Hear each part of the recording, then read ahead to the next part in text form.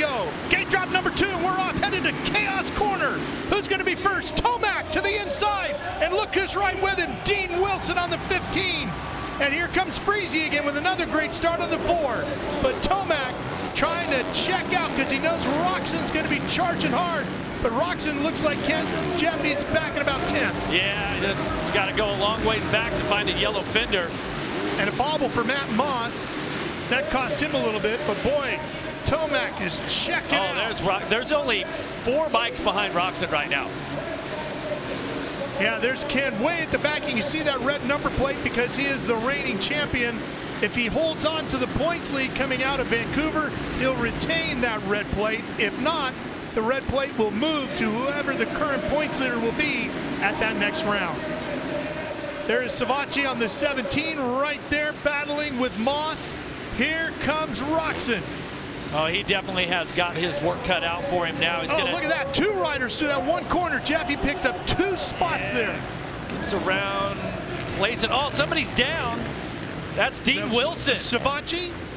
No, Wilson. It is Dean Wilson. And, you know, I talked a little bit about this soil, how much rock is in this soil. And as the track gets chewed up, more of these rocks are going to start to surface. And I seen a big, like, probably softball-sized rock right there by Wilson. I wonder if he went to the turn, hit one of those rocks, and it caused him to go down. They call it glacial till, and that glacial till actually came from right here in downtown Vancouver, Kristen.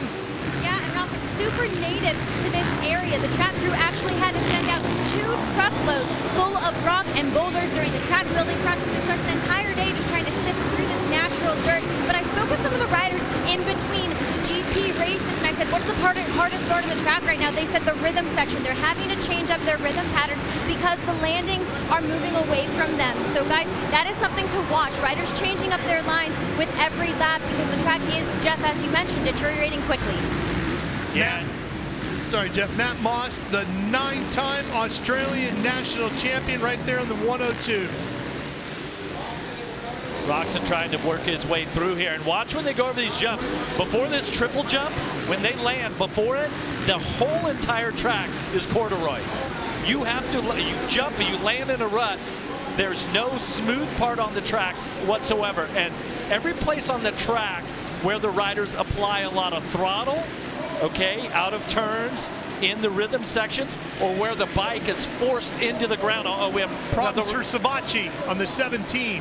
Oh, and he was running second. That's Tomac's gonna have a massive lead right now. I mean, he's running the fastest lap time at 53.6. He's gonna be about 8 seconds in front of Freezy, and Vince sits in third with Mitchell Oldenburg right behind him. And back to Kristen we go. Yeah, guys, so Joey Savacci, what happened going into the whoop section, he kind of slid out. I saw the rear tire dance out behind him. Jeff, I think that might be because the soil here is so loose, they just don't have any rear tire traction.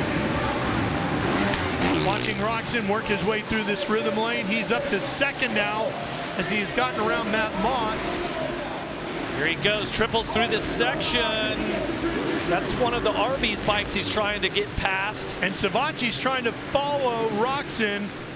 Did a great job through that rhythm lane, then bobbles in the corner and loses touch with it.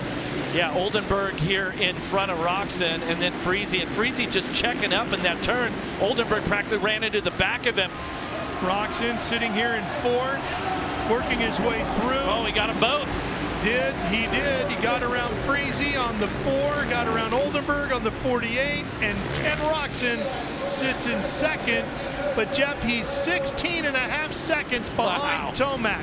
Now, obviously, knowing the skill set of Eli Tomac, you would think there's no chance he'll make that up, but let's see what he can do. He's already clicked a few tenths of a second off. He's down to 15.5.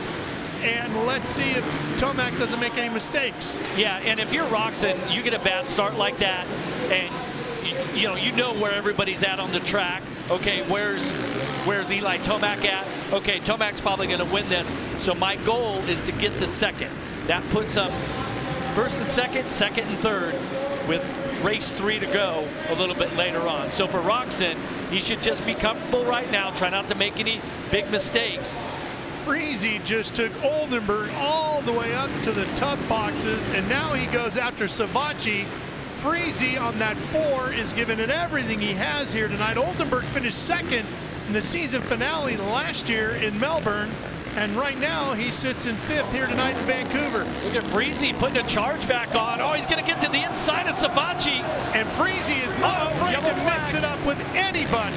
He doesn't care who you are. Roxon's down. That was Roxon for the yellow flag. Oh, so Freese gets taken out by Oldenburg. Gets taken out. Usually it's the other way around. Freese got Freezied. As we've said numerous times over the years, Vince, one of the hardest competitors out there. Jeff, we were watching him in the autograph line earlier today as all the fans were meeting the riders. Vince is a huge fan of mixed martial arts, and he was watching one of the big UFC fights on his phone. Here's the 48 right there of Oldenburg. Here's what happened. You see Savachi went right up into Freese, took the line away from him. Yeah, Freese was going to try to cut back down, and Oldenburg was right there, just took him out. But the corner before that, Roxon had gone down.